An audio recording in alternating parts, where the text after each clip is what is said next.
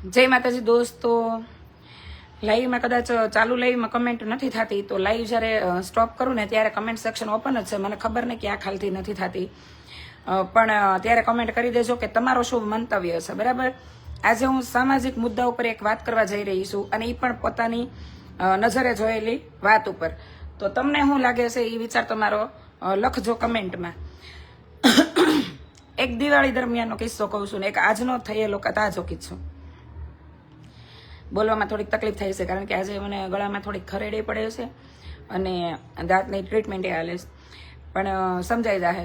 જેને સમજવું હોય એ તો સમજી જ લે, નહીં સમજવું હોય એને તમે ગમે એટલા ખુલાસા અને સ્પષ્ટતા કરો ને તોય નથી સમજી શકતા.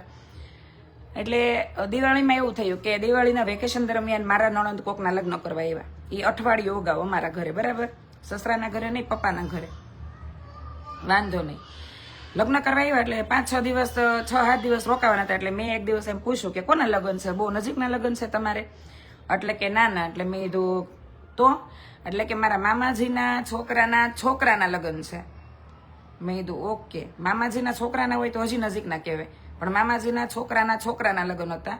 અને એ લગ્ન પાછા એવી રીતે હતા કે એ છોકરો કોકની પરણેતર એટલે કે પૌણેલી લેડીઝ હતી, એને લઈને વહી આવ્યો હતો. આખી વાત તમે સાંભળજો. મૂર્ખ લોકો હોય ને એના ટોળા ન હોય એ તમને મળી જ જાય ડગલે ને પગલે.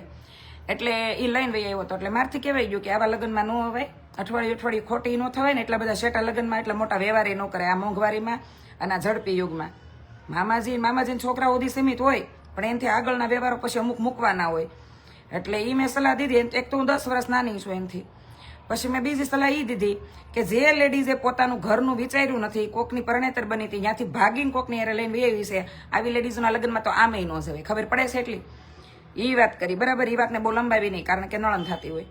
પણ આજે સવારે એક મહેમાન અમારા ઘરે બેહવા આવ્યા, મારા જેઠની છોકરી બેહવા આવી. એટલે અમે સામાજિક વાતો ઉપર ચર્ચા કરતા હતા. તો વાતમાં એને એવી વાત કરી જે મેં વિડીયો બનાવ્યો છે, પણ અહીંયા ચોખવટ કરીને કહું છું કે અમારા બિલ્ડિંગમાં પેલા માળે એક એવું એવા માણસો રહી છે કે જે બાપ દીકરો 3 છે કે, અને 2 દીકરા અત્યારે મંદીમાં હીરામાં મંદી છે ને, એટલે કે એમને બેઠા છે ને એને પપ્પા કામે જતા કે એની પાસે ત્યાં ધંધો નથી એમ. એટલે મેં મંદી બહુ વ્યાપી ગઈ છે, એટલે મેં આ વસ્તુ તો રહેવાની. મેં જોન તાર કાકાની 2 રજા છે મેં ઓફિસમાં. એટલે આવી બધી વાતચીત થતી હતી. વાતચીતમાં એને એના લગ્નની વાત કરી. એ કે પણ એ છોકરો છે ને 1 વર્ષ પહેલા કે આંટી કે છોકરીને ભગાડીને લઈ આવ્યો છે એ કે, અને અત્યારે લગ્ન કર્યા. મેં આવા માહોલમાં એ કે હા એમ કીધું. એટલે મને કે આવા માહોલ નહીં કે એના પપ્પાએ વ્યાજે પૈસા ગોતીને લગ્ન કર્યા ધામધૂમથી. પછી એની છોકરીને મમ્મીએ કે પાછું સમાધાન નથી કર્યું. હવે વિચારો કે જે લગ્નની અંદર માતા પિતાની સંમતિ નથી, સંમતિથી લઈને કોઈ આશીર્વાદ નથી, એવી મૂર્ખીની છોકરી પાછા લગ્ન કરે છે. ને આવી છોકરીને તો શું કેવું, જ્યાં વડીલો જ મૂર્ખી ના હોય કે વ્યાજે પૈસા ગોતીને આવા ધુવાડા કરે છે. શોર્ટ એન્ડ સિમ્પલ કહેવાનો મિનિંગ એવો છે કે સમાજ અત્યારે ડેસ્ટિનેશન મેરેજ તરફ વળી ગયો છે. તો એ કહીને કે આપણા ગૌઢિયા કહેતા કે પછડી હોય ને એવડી હોડ કરાય, બરાબર. કોકના મેલ જોઈને આપણે આપણા ઝૂંપડા ન બાળી નાખવાના હોય. કોક ડેસ્ટિનેશન મેરેજ કરે છે એટલે આપણે ગાંડું થવું. તો ભાઈ તમે તમારી હેસિયતમાં તમે એવા લગ્ન કરી શકો કે એમાં હલ્દી સેરેમની હોય તો ઘરના વડીલો હોય કે ઘરના લોકોને બોલાવી અને 2-3 કિલો ફૂલ લાવીને ઘરે ડેકોરેશન કરીને આ બધું ઘરે કરી શકાય.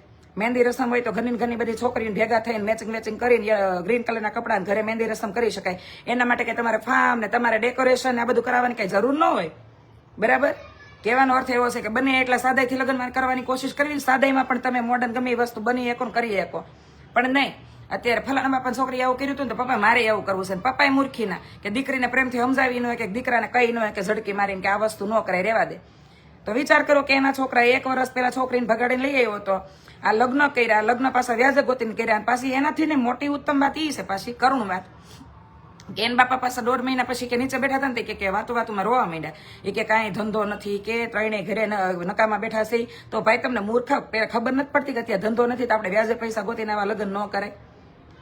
લગ્ન છે ને એ 2 મનના મિલન છે. તમે કરોડો લગ્ન ખર્ચે લગ્ન કર્યા છે પણ મન જ નહીં મળે ને તો એનો કોઈ મતલબ નથી. અને જે છોકરી પોતાના મમ્મી પપ્પાનું હાલો ભાઈ છોકરીનું તો હજી વિચાર્યું કે ઘરે હા ન પાડતો એની સંમતિ ન હોય એટલે લવમાં પડી હોય નાદાન ઉંમરે એટલે એનું તો સમજી શકાય. પણ આ 15-20 વર્ષ એના લગ્ન થઈ ગયા છે ને એ ભાગી જાય એને શું થયું છે, બરાબર.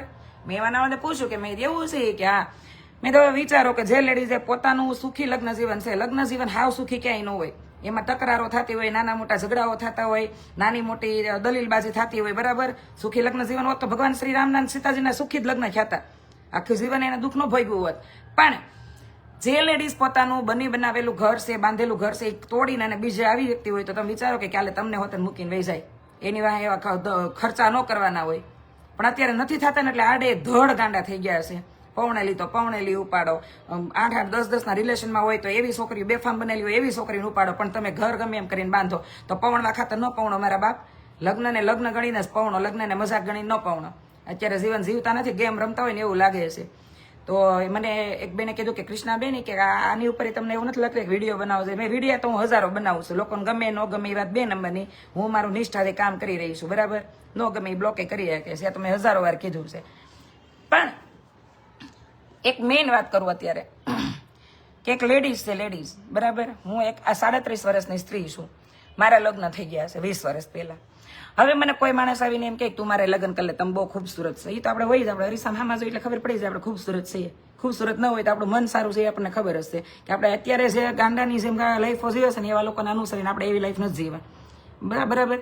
તો કોઈ એમ કે તું ખૂબસૂરત છો અને એની મિલકત, એનો મોબાઈલ, એની ગાડી, એનો બંગલો, એની લાઈફસ્ટાઈલ આ બધું જોઈને પછી હું આ મારું 20 વર્ષનું લગ્ન જીવન ભાંગીને ત્યાં વહી જાઉં તો મૂર્ખ ખીનાવને એટલી તો ખબર પડવી જોઈએ સામેવાળાને કે જે લેડીઝ પોતાનું આ બનો બનાવેલો પરિવાર છે, ભર્યું ઘર છે, એ મૂકીને મારા પાસે આવે છે, એ કાલે મને મૂકીને નહીં વહી જાય હાથે કરીને આબરૂના ધજાગરા કરવા. અને બીજું કે તમે નવેસરથી સંસાર માંડો કે તમને ખબર પડી જવી જોઈએ કે 15-20 વર્ષ દરમિયાન આપણે કેટલો તોડ નિચોડ કરી નાખ્યો હશે જીવનનો. લગભગ એક મોટા ભાગનું જીવન જ વહી ગયું હોય. એટલે આવા લગ્ન ન કરાય ને, એવી રીતે ભગાય નહીં, બુદ્ધિની પરદિશન ન કરાય. મારું એવું માનવું છે કે પતિ પત્ની ન ફાવે તો અલગ થઈ જાઓ, ડિવોર્સ કર્યા વગર અલગ થઈ જાઓ. 15-20 વર્ષે તમને કદાચ કોઈ કારણસર નથી ફાવતું કે કોઈ કારણસર તમારી બે વચ્ચે ડિસ્ટન્સ આવી ગયો છે તો એકના એક ઘરમાં ઓછું કરી નાખો, અથવા તો તમે એકાબીજા આગા પાછા થઈ જાઓ, એકાબીજા હવે અલગ થઈ જાઓ. કારણ કે 20 વર્ષ પછી તો ડિવોર્સનો એક અર્થ નથી. ડિવોર્સ કરો ને એનો કોઈ મતલબ ન કહેવાય. તમે તમારા જીવનના કિંમતી અમૂલ્ય વર્ષો તો આપી દીધા, હવે હું ડિવોર્સની જરૂર છે, બરાબર. તો સમજાય એને વંદન. બાકી ડેસ્ટિનેશન મેરેજ કરવાની એક ઓકાત આપણી ન હોય. તમે ધારો તો એવા લગ્ન ન કરી શકો જે બોલિવૂડ કપલ, ખાસ કરીને અત્યારે આપણા સુરતના મોટા મોટા શેઠિયાઓ કરે છે. અને આ બધું દૂષણ અત્યારે છે ને સોશિયલ મીડિયા તરફ ઉપરથી જ બધાને જોવા મળે છે, એટલે ગાંડા થયા છે. કોને ખબર હતી પહેલા કે આવી હલ્દી રસમ હોય, આવી મહેંદી રસમ હોય. પણ આ એકબીજાનું જોઈને ગાંડી ના થઈ ગયા છે ને એને બધા નમ્ર વિનંતી. હવે કોઈ પાસે દોઢી ના થઈને એમ ન કહેતા કે તમે તમારું કરો, હું મારું પહેલેથી જ કરું છું. મોબાઈલમાં મેં મારી વાત પહેલા જ કરી હતી કે મારી ઘરે 1.5 લાખનો મોબાઈલ આવ્યો ને મેં મારા પતિને ઝઘડો કર્યો હતો 3 દિવસ, બરાબર. આ વાત મેં કરી હતી. કાલે મૂવી જોવા ગયા હતા, હું બરાબર વોશરૂમમાં ગઈ હતી, એટલે એના દોસ્તો બધા થઈને કોણે લીધા એમાં નથી ખબર, પણ 2 ટબ એને પોપકોર્ન લઈ લીધા અને 780 ના 2 ટબ પોપકોર્ન લીધા. એટલે હું અંદર બરોબર આવી ને એટલે મેં આ કોણ લઈ આવ્યું, એટલે ઓલો કે આને લીધા, એમ એકબીજા ઉપર સામું જોવા મળ્યા. પછી ત્યાં થિયેટરમાં તો ઝઘડો કરાય નહીં, બહાર આવીને ગાડીમાં બેઠા ને બધા નાખી નાખ્યા. મેં ભાન પડે છે, મૂવી તો અમારા ફ્રીમાં હતું, રોંગટામાં ફ્રીમાં જવાનું હતું, એટલે નકર હું 500 રૂપિયા ટિકિટ આપીને મૂવી જોવાય ન જાઉં. ભલે કે એ શીખણીની છે, આવી છે, તેવી છે, હું શીખણીની નથી, મારા બધા નજીકના ખબર છે, પણ ખોટા પૈસાની હું ક્યાંય ખોટા ન ઉડાડું. મેં કોઈ 5000 રૂપિયાની હાડી નથી લીધી, બાઈઓ અત્યારે 25,000 હાડીઓમાં નાખી દે. એક શરમ આવી જાય. જે વસ્તુ પાછી દેવા જાઓ ને એની મૂળ કિંમત આવે અથવા તો થોડીક વધીને આવે ને એવી વસ્તુ પૈસા રોકાય. તો મેં બહાર આવીને કીધું, મેં 800 રૂપિયાના પોપકોર્ન ખાધા હતા, 850 ના. એની કરતા બહાર આવીને મેં ભલે 1000 નું બિલ આવે, બહાર આવીને કાંઈ ખાઈ લીધું તો કેટલું સારું લાગત. મેં પોપકોર્નમાં પાછું પેટે ન ભરે. પોપકોર્ન એટલે ધાણી, અને એવી ધાણી તો મને ઘરે બનાવતા આવડે. હું મારા ઘરે મખાણા ફ્રાય કરું છું, ઘી નાખીને, ગાયનું ઘી, સંચળ, મીઠું નાખીને ફ્રાય કરીને ખાતી હો, મારે ડાયટિંગ ચાલુ હોય ત્યારે. તો એની કરતા તો સારા પોપકોર્ન આપણને તો આવડતા જ હોય ને, હળદર, મીઠું, બટર નાખીને. તો ભાઈ તો આની અંદર 800 રૂપિયા ન ખાય. એ લોકોને પ્રોફિટ જ આમાંથી હોય થિયેટરમાં, એટલે એ તો ન કરતા હોય. પછી કાંઈ કોઈ બોલ્યા નહીં ને એકબીજાને સોરી કીધું ને આમ તેમ વાત વાળી લીધી. ટૂંકમાં કહેવાનો મિનિંગ એવો છે કે તમે તમારી બજેટ પ્રમાણની લાઈફ જીવો. ફલાણા એમ કર્યું એટલે ઢીકડાએ એમ કર્યું એટલે આપણે કરવું જ પડે, જરૂરી જ નથી. અને સમાજના મોટા મોટા અગ્રણીઓ છે, જે સામાજિક કાર્યકર્તાઓ છે, સમાજના મોટા માથાઓ છે, એ તમને એ જ કહેવા માંગે છે. હું તો સમૂહ લગ્નના વિરોધમાં છું. કોઈ એમ કહે ને કે સમૂહ લગ્ન એટલે બહુ સારી વાત છે, તો ધ્યાનથી સાંભળજો મારી આ વાત. તમને ગળે ઉતરે ન ઉતરે તમારી રીતે, હું મારી વિચારધારા જણાવી રહી છું. અત્યારે સવાણી ત્યાંથી મારે પીપી સવાણીમાંથી 3 જણાના અલગ અલગ ઇન્વિટેશન આવ્યા છે, બરાબર. 3 જણાના અલગ અલગ ઇન્વિટેશન આવ્યા છે. મારે જવું હોત તો હું સ્ટોરી લગાવત, નહોતો જવાનું વિચાર એટલે મેં સ્ટોરી નથી લગાવી. ફોન આવ્યો અહીંયાથી, ફોન કરે એવો ઘનશ્યામભાઈ મેકડા કરીને કોઈ ભાઈ છે, એમણે ફોન કરે એવો અમારી અહીંયા જે છોકરીઓ હેન્ડલ કરતી હોય એને, ભાઈ કૃષ્ણાબેનને આવવું હોય તો કહેજો કે મહેંદી ફંક્શનમાં આવે. એટલે મેં એમ પૂછ્યું કે મહેંદી ફંક્શનમાં શું હોય, કારણ કે હું 3 વર્ષથી આવે છે, પણ 3 વર્ષથી ક્યારે હું એમાં નથી ગઈ. એવું નથી કે મને ગમતું નથી, સવાણી કરાવે છે એટલે સારું કરાવતા હશે.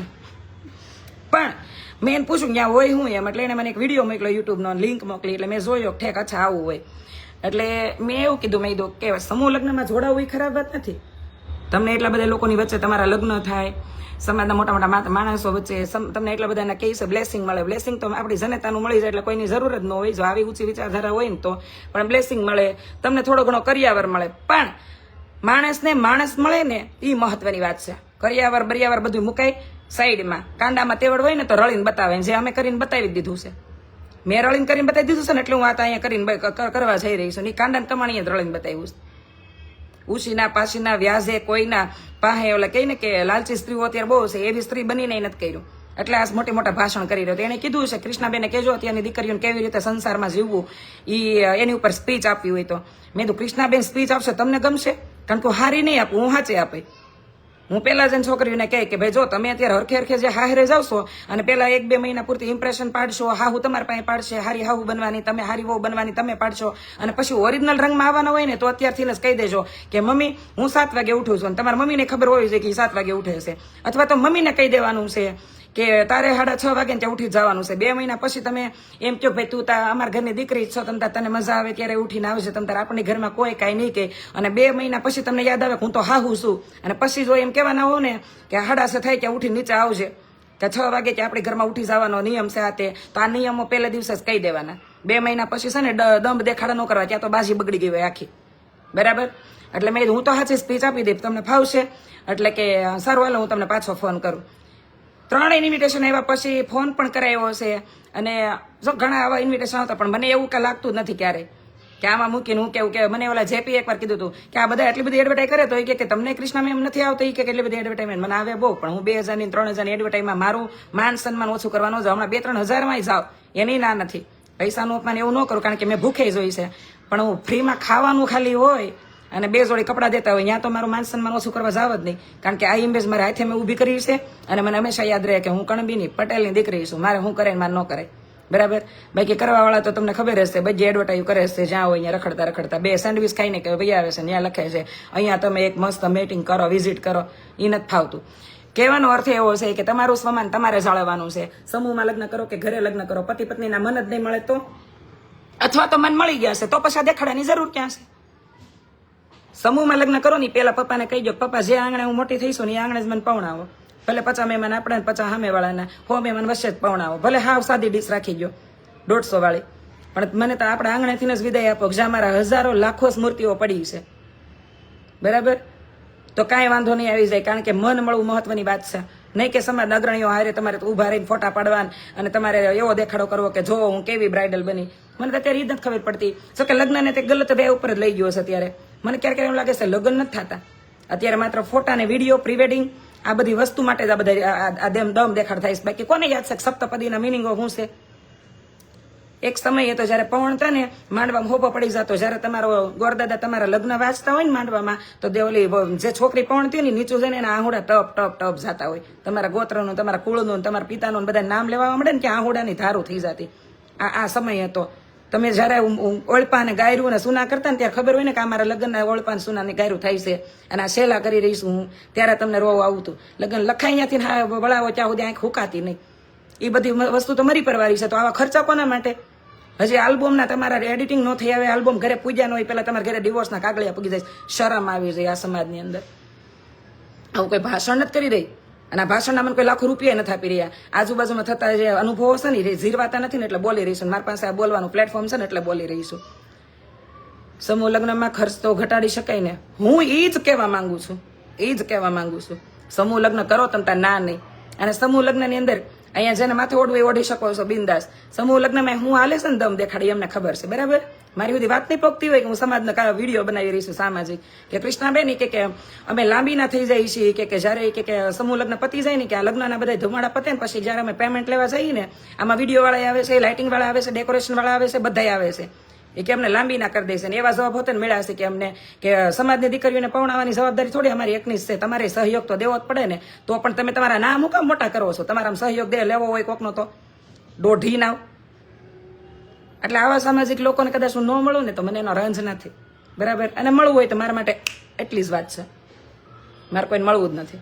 કારણ કે માણસ રિયલ માણસ હોય ને રિયલ માણસને ખમી શકે, બાકી એવા જેવા ત્યાં ખમવું કોઈ કઈ કામ નથી. માણસ 60 વર્ષનો થઈ જાય એટલે કે બુદ્ધિથી મોટો થઈ ગયો એવું નથી હોતું. ક્યારેક 16 વર્ષની દીકરી આપણને સલાહ દઈને વહી જાય, અને ક્યારેક 60 વર્ષના બુઢા હોય ને એને કેવું પડે કે હવે બાપા તમે શાંતિથી જપો. બરાબર, આપણે એવા સમાજમાં જીવી રહ્યા છીએ. એટલે જેને સમજાય ને મારી વાત એને ખૂબ ખૂબ વંદન છે કે ભાઈ આ તો તમે કોકની દમ દેખાડાવાળી લાઈફસ્ટાઈલ જોઈને તમે તમારી લાઈફસ્ટાઈલ ઉપર કાંઈ નો પાછું વાળો. મેં પહેલા કીધું હતું ને 1.5 લાખનો ફોન લીધો ત્યારે આમાં ધડ થઈ હતી. આવી પોપકોર્ન વાળા બાબતે કાલે ધડ થઈ હતી કે 800 રૂપિયાનું પોપકોર્ન ન ખવાય, 800 રૂપિયાનું એટલે ભલે 1000નું બિલ આવે પણ બહાર આવીને પેટ ભરીને કંઈક જમાય. એટલે ધડ તો હું આજે કરતી હોય, ભલે હું 1 લાખ રૂપિયા આમાંથી કાઢતી હોઉં. બરાબર, અને આ વસ્તુ હંમેશા યાદ રાખવી કે આપણે શું કરાય ને આપણે શું ન કરાય. સમજાય અને વંદન. આ લાઈવ શેર કરી દેજો આવા મૂર્ખીનાઓને જે તમારી આજુબાજુમાં રહેતા હોય, વ્યાજે કરીને અને માથે પૈસા વ્યાજના લઈને અને મોટું મોટું દેવું કરે અને પછી રોદડા રોવે કે અમારો ધંધો. મંદી ક્યારે કોઈ નડતી જ નથી, એટલું યાદ રાખજો. મંદી તમારા ઘરે છે, અમારા ઘર નથી. 1 મહિના ઉપરથી ઓફિસો નરેશની સ્ટાર્ટ નહોતી થઈ, સ્ટાર્ટ થયા પછી સીધી સેટરડે સન્ડે 2 રજા આવી છે. તો મંદી અમારા ઘરે નડતી હોય. અત્યારે જે આમાંથી મારી કમાણી છે એમાં ઘર હાલે છે 2 મહિનાથી છેલ્લા. તો મંદી અમને નડે છે, પણ મને યાદ રહી છે કે આપણે શું કરાય. હું કોઈ દિવસ રવિવારે બહાર ગયા હોય તો જમીન આવતી હોઉં છું. બરાબર, હવે એક નિયમ જેવું થઈ ગયું છે કે રવિવાર બહાર ગયા હોય તો જમીન આવે, ઘરે હોય તો રસોઈ બનાવી નાખવાની કાંઈક મસ્ત ડીશ. મને રસોઈ બનાવવાનો શોખ છે ને આવડે છે મસ્ત, એટલે બનાવું. પણ કાલે પિક્ચર જોવા ગયા હતા ને તો મેં એ નિયમ તોડી નાખ્યો. કાલે ઘરે આવીને મેં દાળ ભાત કર્યા ખાધું. સાંજે મારા ભાઈ ભાભીની બેસવા આવ્યા હતા, મને કે કેમ મોડું, મેં પિક્ચર જોઈને આવ્યા હતા પછી આવીને દાળ ભાત કર્યા એટલે જઈમાં અમે બી.